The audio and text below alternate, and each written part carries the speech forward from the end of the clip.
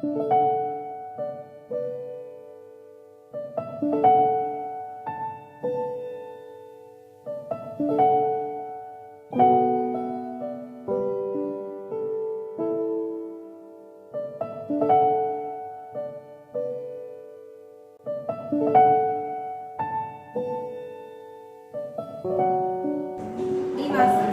നിന്ന് വിരമിക്കുന്ന ഞങ്ങളുടെ പ്രിയപ്പെട്ട ഷൈനമ്മ മാഡത്തിന് എല്ലാവിധ ആശംസകളും നേരുന്നു. 2026 ഏപ്രിൽ മാസം 30 റിട്ടയർ ആവുന്ന പ്രിയപ്പെട്ട ഷൈനമ്മ മാഡത്തിന് എല്ലാവിധ ആശംസകളും. എൻ്റെ ഔദ്യോഗിക കാലഘട്ടം തുടങ്ങിയത് മേഡത്തിൻ്റെ കീഴിലായതിൽ ഒത്തിരി സന്തോഷമുണ്ട്.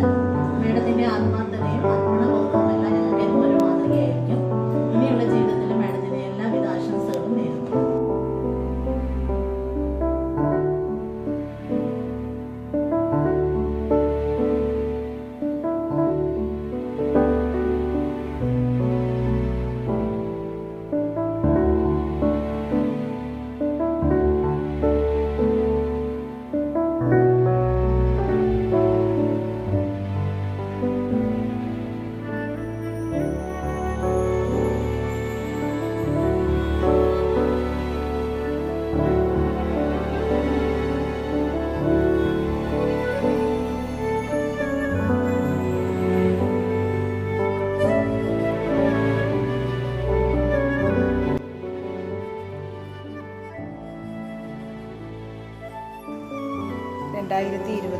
മുതൽ അമ്പലപ്പുഴ താലൂക്ക് സ്റ്റാറ്റിസ്റ്റിക്കൽ ഓഫീസറായി പ്രവർത്തിച്ചുകൊണ്ടിരുന്ന ബഹുമാനപ്പെട്ട ഷൈനമ്മ മാഡം 2026 ഏപ്രിൽ 30 സർക്കാർ സർവീസിൽ നിന്നും വിരമിക്കുന്നു. മാഡത്തിന് എല്ലാവിധ ആശംസകളും നേരുന്നു. മാഡം ഒരു മികച്ച സാരഥി തന്നെയായിരുന്നു എന്നതിൽ യാതൊരു തർക്കവുമില്ല. മാഡത്തിൻ്റെ റിട്ടയർമെൻറ്റ് ലൈഫ് കൂടുതൽ കർമ്മനിരതയാകുവാൻ സഹായിക്കട്ടെ എന്ന് പ്രാർത്ഥിക്കുന്നു, ആശംസിക്കുന്നു. ഒരിക്കൽ കൂടി എല്ലാവിധ ആശംസകളും നേരുന്നു. വളരെ കുറച്ച് കാലം മാത്രമേ മാഡത്തിൻ്റെ നേതൃത്വത്തിന് കീഴിൽ വർക്ക് ചെയ്യാൻ സാധിച്ചിട്ടുള്ളൂവെങ്കിലും മാഡം തന്ന സപ്പോർട്ട് വളരെ വലുതാണ്. മാഡത്തിന് വളരെയധികം നന്ദിയാണ്. മാഡത്തിൻ്റെ റിട്ടയർമെൻറ്റ് ചെയ്ത് സൗഖ്യമുള്ളതാകട്ടെ ആശംസിക്കുന്നു.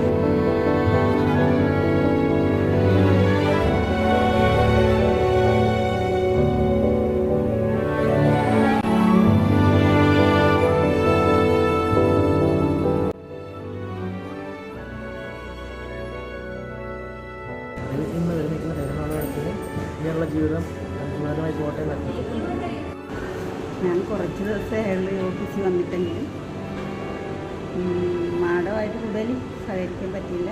എങ്കിലും മാഡത്തിന് ഓൾ ദ ബെസ്റ്റ്. പോരെ മാഡത്തെ കുറിച്ച് പറയുകയാണെങ്കിൽ ഞാൻ സർവീസ് കയറിയ കാലം തൊട്ട് കാണുന്നതാണ്. ഞാൻ ചേർത്തിനെ ജോയിൻ ചെയ്യുമ്പോൾ സാർ അവിടെ ഉണ്ട്. ഒരു റിട്ടയർഡ് ആകുമ്പോഴും ഒന്നിച്ച് ജോലി ചെയ്യാൻ സാധിച്ചു. അഭിമാനിക്കുന്നു. സാറിന് റിട്ടയർ ജീവിതം നന്നായിരിക്കട്ടെ എന്ന് ആഗ്രഹിക്കുന്നു. ആദ്യത്തെ ടീച്ചറും വഴികാട്ടിയുമായ ഷൈനമ്മ മാമിന് എല്ലാവിധ ആശംസകളും നേരുന്നു. നല്ല റിട്ടയർമെൻറ്റ് കാലം മാമിന് ആശംസിക്കുന്നു. ഞങ്ങളുടെ പ്രിയപ്പെട്ട ഷൈനമ്മ മാഡത്തിന് എല്ലാവിധ ആശംസകളും നേരുന്നു. ഞങ്ങളുടെ ഓഫീസിനെ നല്ല രീതിയിൽ പ്രവർത്തിക്കാൻ ആവശ്യമായ എല്ലാ നിർദ്ദേശങ്ങളും നൽകുകയും ഒരു കൂടപ്പിറപ്പിനെ പോലെ ഞങ്ങളെല്ലാവരെയും സ്നേഹിക്കുകയും ചെയ്ത പ്രിയപ്പെട്ട മാഡത്തിന് എല്ലാവിധ നന്മകളും നേരുന്നു.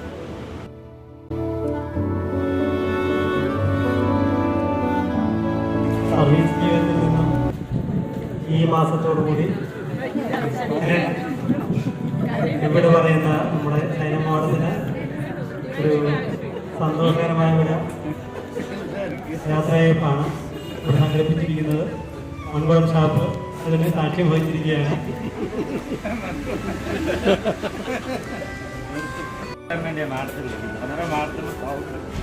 പിന്നെ പുള്ളിക്കാര് ജില്ലാ ഓഫീസ് മീറ്റിങ്ങിന് ചെന്നപ്പോൾ ഈ സൗണ്ട് വെച്ചാണ് ആരാണ് കണ്ടുപിടിച്ചത്. അപ്പോൾ ഈ സൗണ്ട് ഞാൻ അന്നേരം ആ സൗണ്ടാണല്ലോ, ഫോണിൽ കൂടെ കേട്ട സൗണ്ടാണല്ലോ. അപ്പോൾ നമ്മൾ എന്ത് കാര്യം ചോദിച്ചാലും അപ്പോഴേ വ്യക്തമായിട്ടുള്ള മറുപടി. നാളെ വരുന്ന സമയത്തുള്ള പഴയ ഫയലുകളൊക്കെ വളരെ പക്കയായിട്ട് ചെയ്തു ഉള്ള കാലയളവ് വളരെ സന്തോഷപ്രദമായിട്ട് എല്ലാ ആശംസകളും. സർവീസ് തുടങ്ങിയാൽ അതൊരു അവസാനം എന്നുള്ള പോലെ സന്തോഷകരമായിട്ട് ഇത്രയും നാളെല്ലാം വേറെ പ്രശ്നങ്ങളൊന്നും ഇല്ലാതെ ഇത്രയും നാളെല്ലാം ജോലി ഇല്ലാത്ത ഒരു സാഹചര്യം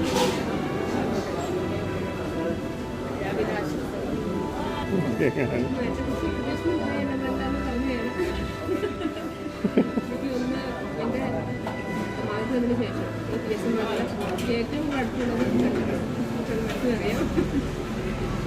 നമ്മൾ ഓഫീസിനെക്കാട്ടും കൂടുതൽ സമയം ഇതിൽ പോയ ശേഷമാണല്ലേ ഫോണിൽ കൂടെ ആയാലും മെസ്സേജ് ആയാലും എന്ന് സംസാരിക്കാൻ പറ്റാറില്ല. എപ്പോഴും ഒരുപാട് കാര്യങ്ങൾ പറഞ്ഞിട്ടുണ്ട്, ഉപേക്ഷിച്ചിട്ടുണ്ട്. ഓഫീസ് സമയത്താണെങ്കിൽ കൂടി പിന്നെ ഓഫീസറോടൊക്കെ എല്ലാ കാര്യങ്ങളും കൃത്യമായിട്ട് എല്ലാ ഓഫീസറുകളാണെങ്കിലും കറക്റ്റായിട്ട് മാഡം ചെയ്യുന്നുണ്ട്. മാഡത്തിന് ഞാൻ ചേർത്ത ഓഫീസിൽ ഇരിക്കുമ്പോഴാണ് ആദ്യമായിട്ട് പരിചയപ്പെടുന്നത്. സെൻസാറിൻ്റെ അടുത്ത് കേസ് ആവാൻ സമയത്ത് കുറച്ച് ഒഫീഷ്യൽ കാര്യങ്ങൾ പഠിക്കാൻ വേണ്ടി 2 ദിവസം ഫുൾ ടൈം മാഡം അവിടെ ഉണ്ടായിരുന്നു. അപ്പോഴാണ് മാഡത്തിനെ പരിചയപ്പെടുന്നത്. പിന്നെ ഞാൻ അത് കഴിഞ്ഞ് 1 വർഷം കഴിഞ്ഞപ്പോൾ ഞാനും 1.5 വർഷം കഴിഞ്ഞപ്പോൾ ഞാനും ആ വീട്ടിലേക്ക് വന്നു. പിന്നെ എൻ്റെ ഓഫീസിൻ്റെ ജീവിതത്തിലായാലും എല്ലാ കാര്യത്തിലും ഒരുപാട് എനിക്ക് അഡ്ജസ്റ്റ് ചെയ്ത് വന്നിട്ടുണ്ട്. ഫീൽഡ് കാര്യത്തിലൊക്കെ ആയാലും ചെയ്തിട്ടുണ്ട്. മാഡം പറയുമ്പോൾ 1.5 വർഷത്തിനായിരുന്നു പറഞ്ഞപ്പോഴാണ് എൻ്റെ അമ്മ ഇതുപോലെ 2 വർഷം വീട്ടിൽ കുസൃതിയായിരുന്നാണ് നേരത്തെ കൊണ്ട് ചേർത്ത്. 2 വർഷം ഈ വർഷം കഴിഞ്ഞ വർഷമാണ് റിട്ടയർ ആവേണ്ടിയിരുന്നത്. അതിന് മുന്നേ 1 വർഷം ഇപ്പോൾ വീട്ടിലിരിക്കാം.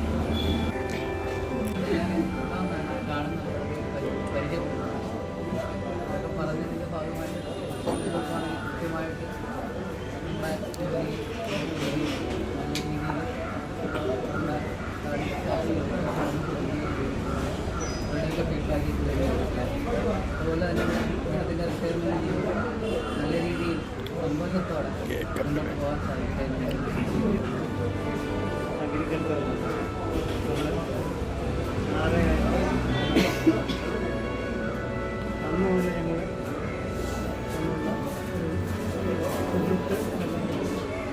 ആ ഒരു സെൻ്ററാണ്.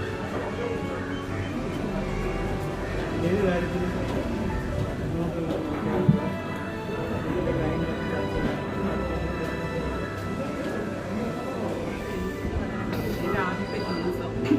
ഒപ്പിട്ട PSOയുടെ മാഡത്തിൻ്റെ മുമ്പിലാണ് ഒപ്പിട്ട് ജോയിൻ ചെയ്തത്. സർവീസ് ജീവിതം ആരംഭിച്ചത് ബാക്കിയെല്ലാം ഇതെല്ലാം പറഞ്ഞു കഴിഞ്ഞു. ഞാൻ വന്നത് മാർച്ച് 15-നാണ്. കുറച്ച് നാളെ ഉണ്ടായിരുന്നു. പിന്നെ ഓഫീസ് കാര്യങ്ങളിലൊക്കെ എനിക്ക് കുറച്ചൊക്കെ അവൻ പറഞ്ഞു തന്നായിരുന്നു. പക്ഷെ എനിക്കൊന്നും അന്നേരം ഓർമ്മയില്ല ഇതെന്തുവാണെന്നൊന്നും. എല്ലാം ഒരു പുക പോലെ.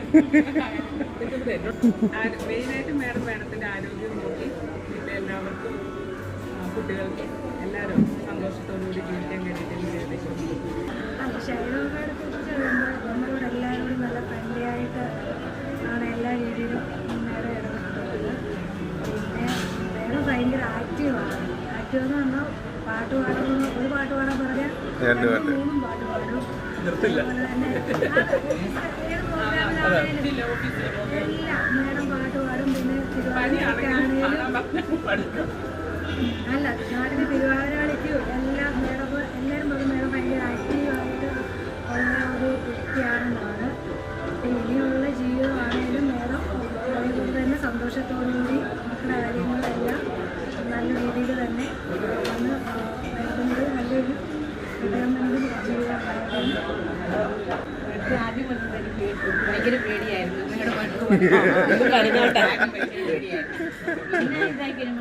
പിന്നെ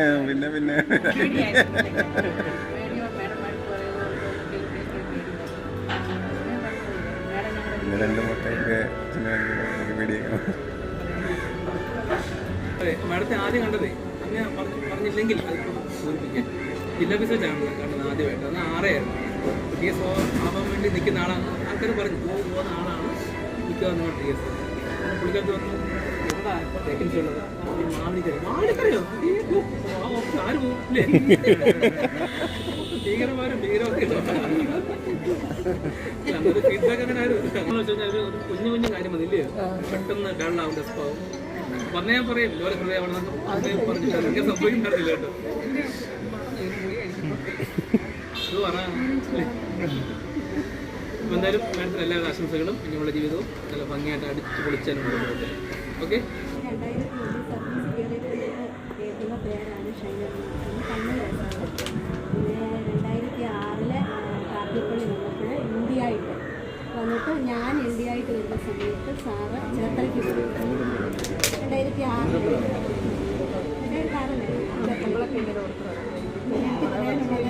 ഇതിന് പോകുമ്പോൾ എൻ്റെ ഏറ്റവും വലിയ കാര്യമായിരുന്നു തിരുവനന്തപുരത്ത് പോകുമ്പോൾ ഞങ്ങൾ ഒരുമിച്ചായിരുന്നു താമസവും അങ്ങനെ ഇത്രയും കാര്യങ്ങൾ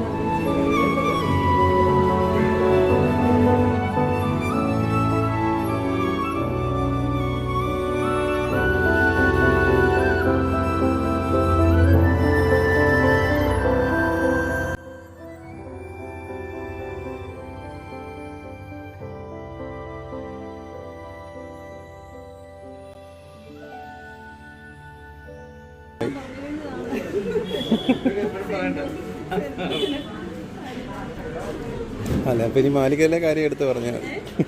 മാവേലിക്കലിലെ കാര്യം എടുത്ത് പറഞ്ഞാൽ മതി.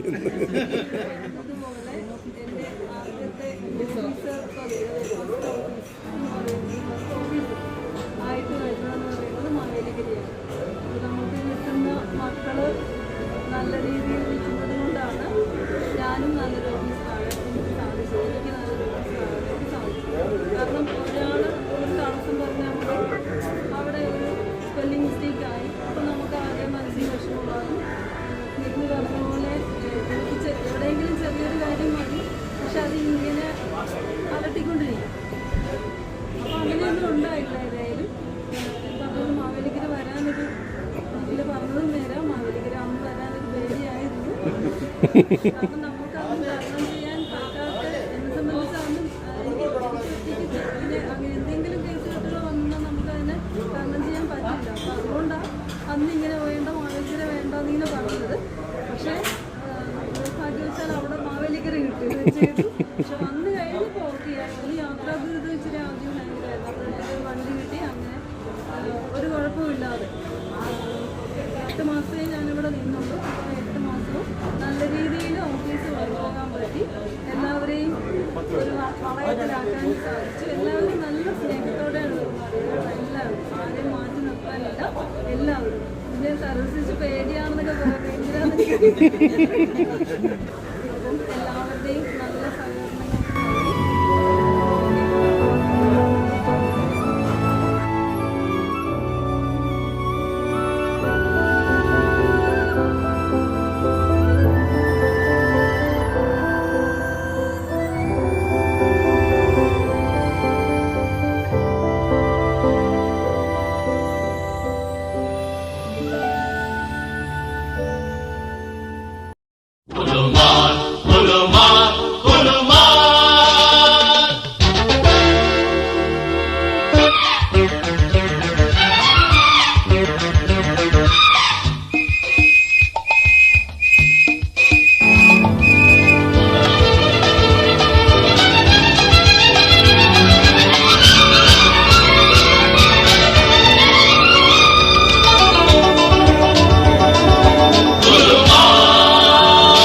അവനവൻ കുരുക്കുന്ന കുരുക്കഴിച്ചെടുക്കുമ്പം കുലുമാൽ, പരസ്പരം കുഴിക്കുന്ന കുഴികളിൽ പതിക്കുമ്പം കുലുമാൽ, ജനനഭാരങ്ങൾ ചുമന്നും സമയതീരങ്ങൾ തിരഞ്ഞും നിലയുറയ്ക്കാതെ കുഴഞ്ഞും തുഴകളില്ലാതെ തുഴഞ്ഞും ഇരുളിലങ്ങിങ്ങു പകലു തേടുമ്പം കുലുമാൽ, അവനവൻ കുരുക്കുന്ന കുരുക്കഴിച്ചെടുക്കുമ്പം കുലുമാൽ, പരസ്പരം കുഴിക്കുന്ന കുഴികളിൽ പതിക്കുമ്പം കുലുമാൽ.